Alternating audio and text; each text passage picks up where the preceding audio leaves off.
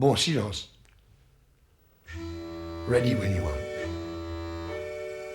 Bon, silence. Silence.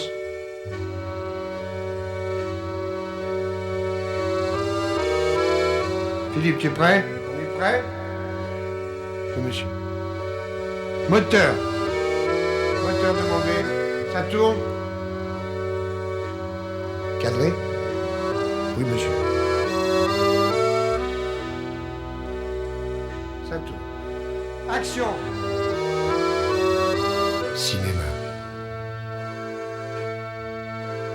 Un homme vient me voir et il me dit, monsieur, il faut que vous m'aidiez. J'ai des idées de gestes sans maladresse, de voix inouïes, de sueurs incalculables. Je vois un homme. Et malgré cette forte lanterne que vous apercevez là au bout de mon stylo, je ne parviens pas à en souligner les contours, à en noircir les ombres.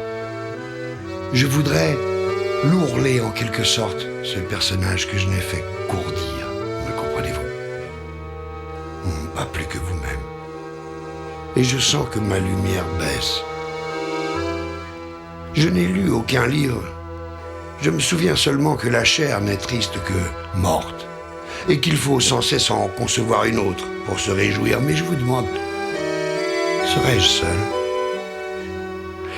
Et à ce moment, l'homme sourit avec réserve, comme un qui, ayant apporté un cadeau, ne sait pas s'il sera apprécié, et il me dit, j'ai là le concours d'un gaillard qui aime comme nous la lumière, et d'un autre ami qui, à l'aide d'instruments très perfectionnés, peut capter votre voix et la faire entendre de tous, pendant que nous montrerons vos gestes.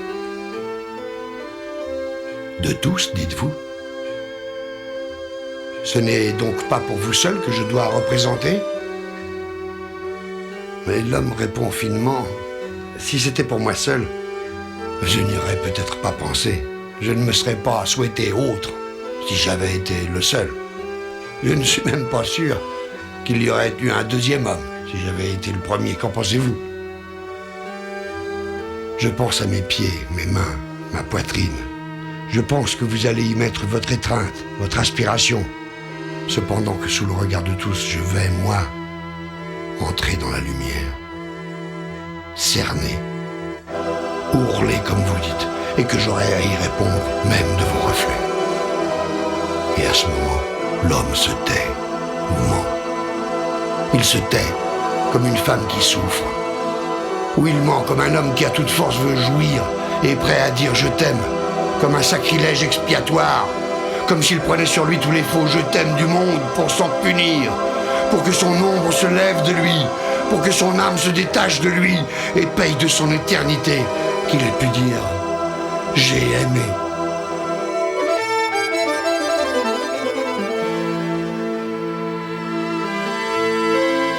Et je lui dis, monsieur, vous connaissez l'amour, n'est-ce pas? Vous êtes gros de cet enfant qui m'attend pour naître, et vous me demandez de l'aimer aussi à l'avance. Apprenez ceci, pendant que vos douloureux mensonges se taisent. Je serai, alors et là-bas, une femme, qu'on ne me dise pas je t'aime et s'en aller. Je vous demande en effet, dit-il, de me donner votre foi sans me connaître, d'aimer avec moi la même image imprévisible. Oh, cela est aisé, comme mourir quand la curiosité devient trop forte. C'est vouloir me donner la folie de croire que le jeune Isaac ne tombera pas sous mes coups. C'est à survivre au sacrifice, en somme, que vous m'invitez. C'est à me rendre magique, car l'enfant devra jaillir par mes pores, mes yeux, ma bouche. Ne l'oubliez jamais, pendant que vous mesurerez vos abîmes. Je suis celui qui tient l'enfant. Je suis sacré, infaillible.